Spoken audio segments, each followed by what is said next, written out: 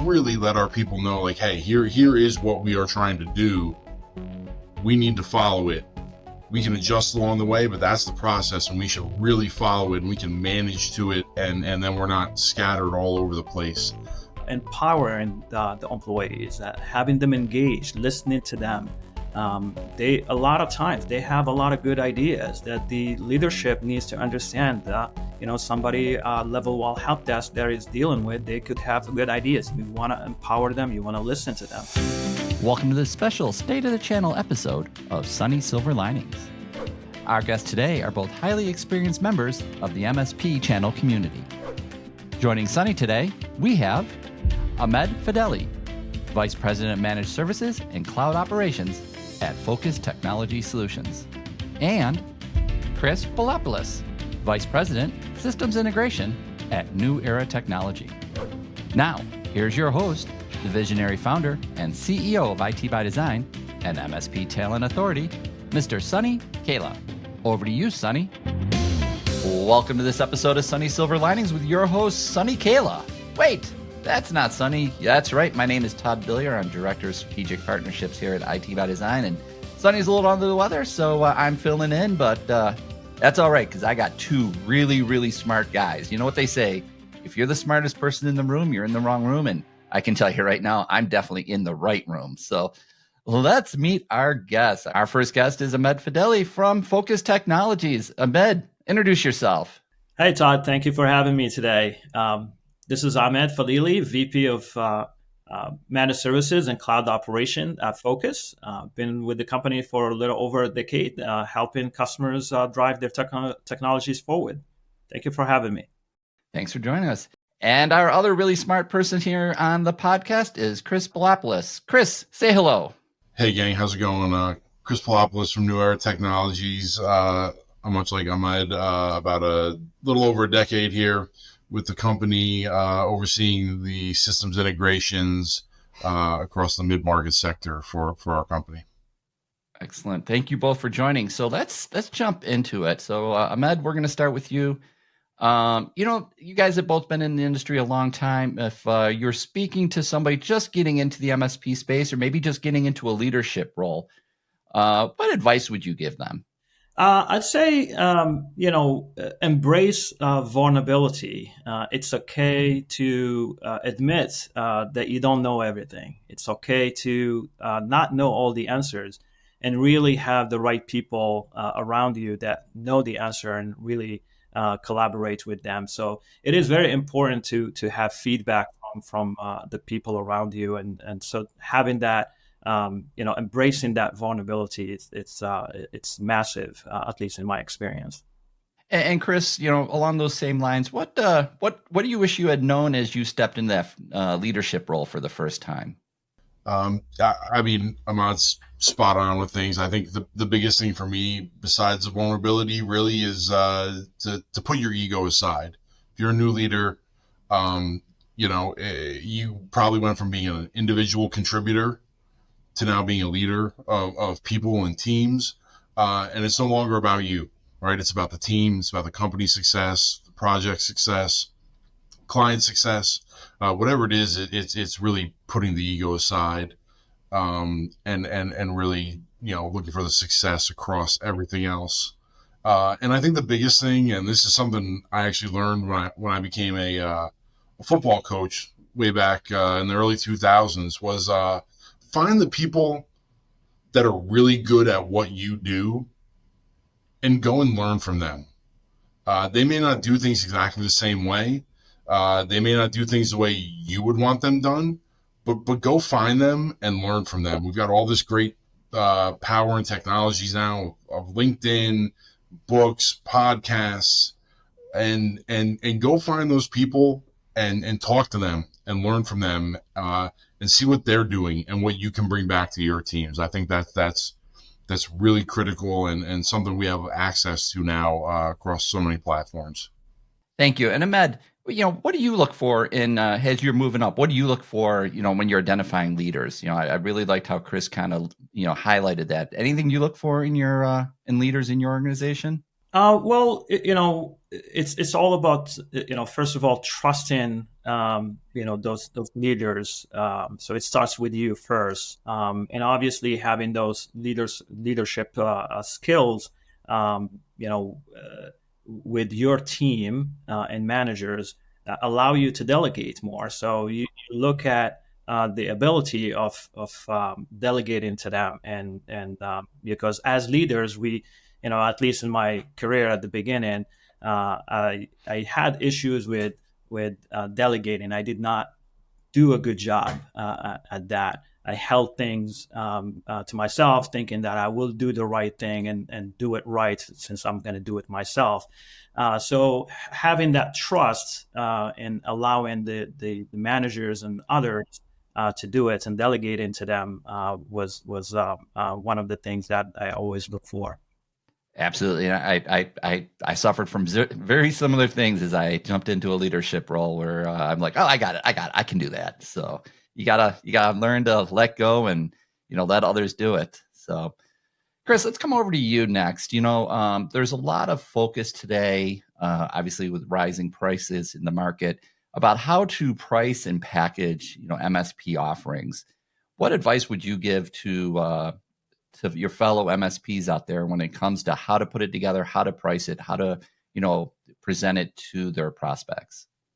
And let me just add on, and making sure that we, kind of look at that from the focus of profitability. Yeah, for sure. I think whether you're looking at profitability or how to present to the client, or even I think something that we forget when we talk about pricing is thinking about the back office as well, right? Like, reconciliation is going to be easy. Can this be scalable? And I think it all leads back to the old KISS rule, right? Which is keep it simple, stupid, but not that anyone is stupid, but it is really, I think, keeping it simple is incredibly important, right? It's palatable to the client. They understand their invoice when it's coming through to them. They understand what they're paying for and what they're getting. That also allows us to be profitable, right? It's easy for us to understand. So know your package, know what it is, and then bundle it and keep it as simple as you can. Everything is hard. This industry is complex. The technology is complex. Just remember, there's people in the back office that have to reconcile and have to build this stuff out and have to understand what you're selling and what they're, billing out for each month with all these technologies. And I think really at the end of the day, profitability will show up if you're keeping it simple and you have a nice bundle and a package that everyone can get behind, support, understand, and invoice out and lead to some success. Absolutely. Ahmed, what about yourself? Any advice for fellow MSPs that are looking to kind of repackage their service offerings, price it, and then how to take it to market? Yeah, absolutely. And to Chris's point as well, it starts also with the back office and understanding what you're selling, keeping it simple. But not all MSPs are the same, and the market changes between regions and territories. My advice is always look at the value-based pricing, since not every MSP is going to be the same.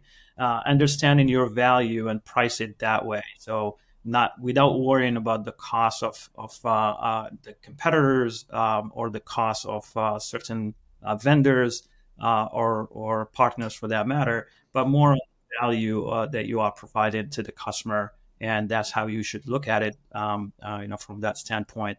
And then from the profitability, having an efficient operation running your managed services will always help increasing your profitability, regardless how you price it at the end. You want to make sure you leverage automation, you leverage any efficiencies to run your back office and do that delivery as efficient as possible.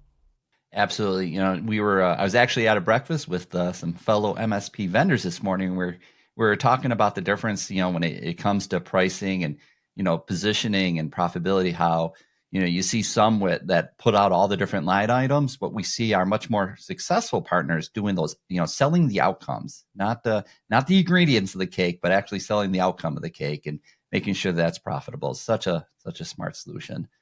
Let's stay with you. What strategies have you found, effective for building a strong culture? Because obviously, the one thing that sets one MSP apart from another and actually, dictates how that whole customer experience is going to be are our employees, our teammates.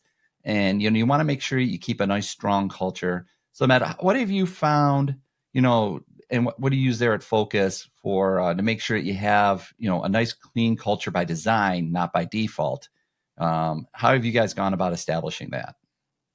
Yeah, absolutely. It starts by defining the core values of the company and really making sure they are clear and everybody understands your core values and is communicated to all the employees. And it starts from the onboarding of the employees. They need to understand the core values and the goals of the company. And then it goes into empowering the employees, having them engaged, listening to them.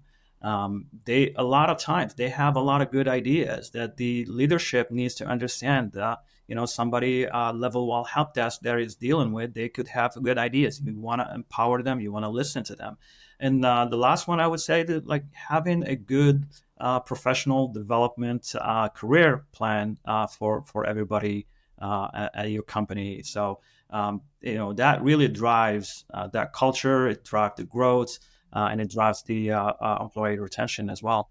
Excellent. And, that's a great segue to retention. So, Chris, at New Era, what are you guys doing to really drive retention? Because obviously employee turnover, there isn't just that high cost of, finding a new employee, but the negative client impact when you do have that turnover. What are you guys doing around, retention, and how do you build a culture to drive that retention? For me, I think it goes hand in hand with the culture. And to me, there's a hierarchy here that I really like our teams and our leaders focusing on, that ties it all together, right? And it's people, process, and then technology, right? And so the people are the most important, and they have to feel that they are the most important piece of this puzzle. They're the ones supporting our customers day in and day out. They're the ones who are again, like Ahmed said, bringing ideas to the top that we may not realize. They're bringing the improvements, and that's developing the processes around it, right? And making sure that things like efficiencies are set in, that we can manage to them, that we can really let our people know, like, hey, here is what we are trying to do. We need to follow it. We can adjust along the way, but that's the process, and we should really follow it, and we can manage to it, and then we're not scattered all over the place. And then to me, I think the last thing in that puzzle is like the technologies that we use. There's lots of great platforms out there. There's lots of great tools out there.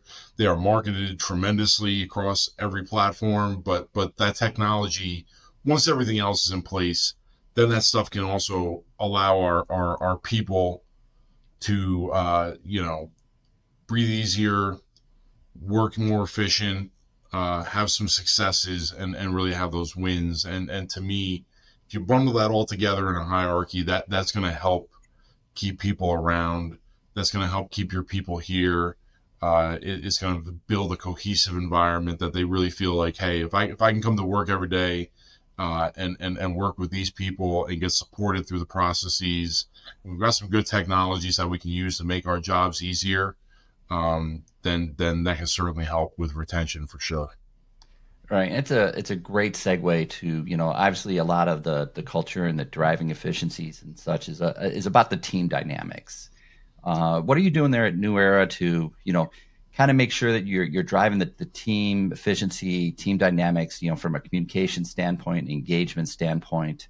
How are you doing performance management to make sure that you're getting the best out of your teams? So I would say, like, the first thing that really, really, really is important, because we are now in this at best hybrid world, as we all most of us sit at home most days a week. It is really about finding those ways to connect our people, right? Especially as you get into these to a bigger MSP or a bigger company, right? You've got people doing one technology that may be in Connecticut, and you've got another group of folks that are doing the same or different, similar technology in Wisconsin, and you've got to find a way as leadership and as managers to make sure that they are talking, whatever it may be, whether it be a simple touch point, team meeting, driving initiatives together, any which way you can find a way to bring people together is really crucial to success on these teams. And as far as performance and engaging, obviously we've got our standard good old fashioned reviews, and obviously customer feedback is incredibly important. But I really think we as leaders have to focus on bringing people together, getting them in the same room, so to speak, virtually, some way, somehow, as often as possible. And that's when the magic happens, because we don't have that ability anymore to sit around the proverbial water cooler anymore and talk shop or walk by a cube. So that can't be understated, and is critical. And Ahmed, along this similar lines, what's Focus doing, around making sure that your teams are communicating efficiency? You and I talked a little bit before we quote unquote went on the air here about returning to office and such. How are you approaching the whole team dynamics, efficiency, performance management, and such? Yeah, it's like Chris said, it's already difficult enough having to manage teams that are in different locations, in different states. In some cases in different time zones. So having that open communication, whether it's through different ways of meetings, through Teams, in person, having the one-on-ones, which we do a lot of as well, and just having a platform for the team that they can address the challenges head on with the leadership team. We see that it's a huge success. So bring in, stakeholders from different team members where they can express their, challenges in their teams, and then they can go ahead and help implement those challenges or solutions to those challenges. So having the platform, using the tools we have already, like Teams or Zoom or whoever you will choose for a communication platform, and really just to have that conflict resolution addressed using the communication in place already. So we don't want to have a lot of team meetings or have a lot of meetings in general. However, having the effective and efficient meetings and the right people in the meetings makes it doable for us. Right. And, kind of going back to where we started the interview here, talking about leadership, in this, in the past, we all were around, as Chris put, the water cooler. How are your organizations, and I'll throw it out to both of you, how are your organizations doing leadership development, leadership training to make, as an organization grows, you have to pull people up into leadership roles. What are you doing today to, A, identify, and then B, develop your next line of leaders, and then the line underneath them as well? I'll throw it out to both of you. Chris? Hop in on that. Since it's the layup here or a toss up, I think I love that model, right? I can't get enough of the model of the farm system, so to speak, which is cultivating your folks, even hiring and bringing in folks and building them up. And we've seen tremendous success, at least I have, in our teams where folks have really come up through. I think, again, going back to, our original question there, like getting the folks that we've identified as future leaders around the other leaders.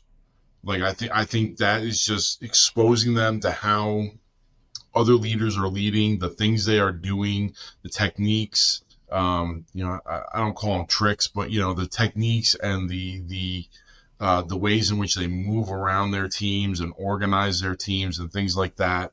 And I think something that's incredibly important is allowing them to lead initiatives, projects, whatever it may be, and allowing them to make mistakes.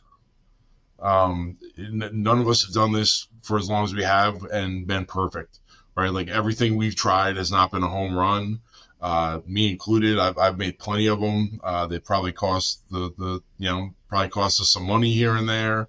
They may have cost us a customer here and there, but like there's incredible power in letting our folks who are going to be future leaders lead certain things and then allow them to own it, and have their success, or have them make a mistake and understand that we're okay and that the leadership is there to support them should something not go the way they intended, because that's just the way this is going to be for the rest of our lives. So I think that's really important, is the exposure to leadership and allowing folks to lead and feel comfortable making mistakes and knowing they'll have support and that it's okay. Ahmed, anything to add? No, I absolutely spot on with Chris. Is allowing them and enabling the future leaders, especially when you identify them. And it's two ways you can do that too. It's through a coaching program internally where you will have executive sponsors helping those future leaders and having them come into their meetings and getting them exposed to some of the insights of the management and leadership, and also through an actual structured program externally, outside focus, where we could have a separate entity helping with leadership development as well. And it's part of the investment in developing those new future leaders for us, where we will have them both trained and coached internally and also externally, to develop the next generation of leaders. Excellent. Yeah. And, it's as we talk about the next generation, what type of challenges do you see that next generation facing in the next 5 to 10 years? Obviously there's a lot of talk about the impact of AI and automation here in the MSP space. What other type of challenges do you think our next line of leaders are going to face? And Ahmed, we'll go back to you to start this one. I'd say the next challenge is it's most likely going to stay the cybersecurity threat as a whole, and add to that compliance or regulation. So when we talk about the cybersecurity, it's not only for the customers and securing the customers, but also within the MSP itself, making sure that you have the right controls and the compliance to protect yourself first before you even protect the customers. As MSPs, we have huge responsibility to keep our house in check and make sure that we have the right things in place and all the controls, all the security, and as well as doing it for our customers. So there's a lot of compliance out there. There's the SOC 2 compliance, which will audit the MSP and make sure that they have the controls in place to support the customers. So I do see that as an evolving kind of threat, since the bad actors are not slowing down, and they're always coming up with clever ways to attack the customers and also the providers. So I see it as a continuous threat to the future leaders and MSPs out there, something that we look into helping our customers with, and protecting ourselves as well. And Chris, what challenges do you see in the next 5 to 10 years for not just yourself, but that up and coming line of leaders? To me, cybersecurity for sure. I nailed it. Like it is hot. It is forefront. As we move more things to the cloud, there's just tremendous vulnerabilities out there for sure, which is now spreading, to especially the SMB market, the smaller businesses as well. So I think that's definitely 5 to 10 years. To me, it's also interesting to see what this all will look like in 5 to 10 years after mergers, acquisitions, and this Wild West. I just feel like for so long we had a million different backup solutions, and folks were doing their own backups, and this is just an example, but doing their own backups. And you had big players, and then you had medium-sized players, and now the big players are gobbling up the medium-sized ones, and you look at the cultures of the folks that did their own backups, and that that's going away because of licensing, and we won't name names here, but we know what's going on in that environment with virtualization. And so in 5 to 10 years, I just wonder what it looks like if it is just really just big, large players and a lot of MSPs utilizing those big players in some way, shape, or form, and the smaller homemade sort of things have just gone the way, and we're just MSPs reselling services, and is that channel friendly? Is it conducive, or do we have this pendulum swing where it goes back and MSPs get a little fed up with it, and say, you know what, I'm going to stop using these large as a service solutions, and get back to something homegrown that maybe I can do on my own, and be more profitable with and be successful. So, and of course, AI is right in the mix of all of that. So 5 to 10 years, those are challenges. Those are the things that I'm interested to stick around and see what really happens. Yeah, absolutely. So, gentlemen, thank you both for joining us here on Sunny Silver Linings today, and putting up with this guy. Only my second podcast I hosted over here, so appreciate your patience. Ahmed, thank you very much for joining us today. Absolutely. Thank you for having me. And Chris, thank you also for joining us today. Appreciate all your insights. No, I appreciate it, Todd. You did great. Home run, buddy. You did well. Don't sell yourself short. Glad we got you today for your second podcast. Went really well. Thank you both. And for you, the listener, thank you for sticking with us to this point in the video. If you have any questions, please leave them in the comments below, and we can get them back to Chris and Ahmed. And if you have a question you'd like us to ask on future episodes, leave it down there as well. We can add that to our rotation. And if you enjoy content like this, be sure to like, subscribe, and share it. And we'll see you in the next episode.